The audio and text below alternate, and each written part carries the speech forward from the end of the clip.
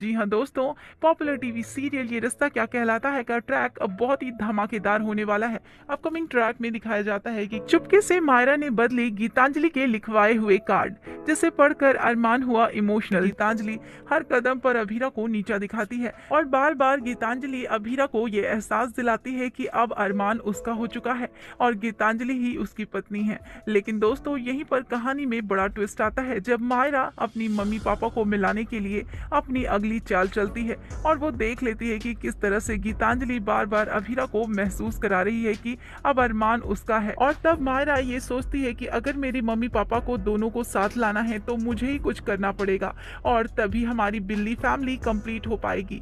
यहीं पर दोस्तों आगे के ट्रैक में दिखाया जाता है कि कैसे गीतांजलि अभीरा से ये कहती है कि मुझे अपने हस्बैंड के लिए एक कार्ड लिखवाना है और वो कार्ड कोई और नहीं बल्कि अभीरा को ही लिखना होगा।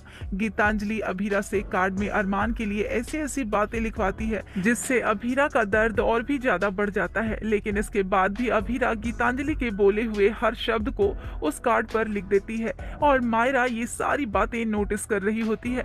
और तब मायरा को लगता है कि गीतू ने बहुत गलत किया है और तब मायरा अपनी माँ के लिए स्टैंड लेने की सोचती है और यहीं पर एक प्लान बनाती है कि अब वो इस कार्ड को ही बदल देगी।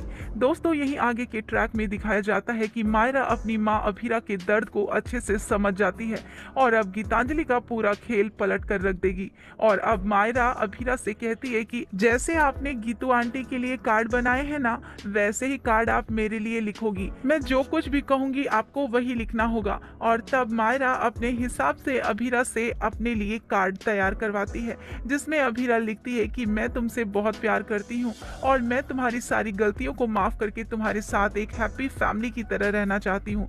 मैं चाहती हूँ कि मेरा परिवार एक साथ हो जाए और हम एक साथ हैप्पी बिल्ली फैमिली बनकर रहें। ये सब लिखते हुए अभीरा की आंखों से आंसू छलक उठते हैं और तब अभीरा अरमान के साथ बिताए हुए पल को याद करने लगती है और इसी बात का फायदा उठाकर मायरा अभीरा से कार्ड में ढेर सारी बातें लिखवा डालती है और फिर मायरा बड़ी ही चालाकी से गीतांजलि के उस कार्ड को अपनी कार्ड से बदल देती है और अब अरमान के पास मायरा का लिखवाया हुआ कार्ड ही पहुंचता है। और जब अरमान उस कार्ड को पढ़ता है तो उसको देखकर वो हैरान रह जाता है। अभीरा की हैंडराइटिंग और अभीरा की सारी दिल की बातें उस कार्ड पर होती हैं जिसे देखकर अरमान पूरी तरह से इमोशनल हो जाता है और अपनी पुरानी यादों में खो जाता है। दोस्तों यहीं पर अरमान अब इस कार्ड को पढ़ने के बाद एक बड़ा फैसला लेते हुए नजर आएगा और मायरा का प्लान पूरी तरह से कामयाब हो जाएगा। तो दोस्तों आगे देखना काफी इंटरेस्टिंग होने वाला है कि गीतांजलि फिर से क्या नया नाटक शुरू करेगी या फिर अरमान का फैसला हो जाएगा कामयाब। ये सब कुछ देखना आगे काफी इंटरेस्टिंग होने वाला है। तो इसके लिए वीडियो को लाइक और चैनल को सब्सक्राइब जरूर कर लें। धन्यवाद।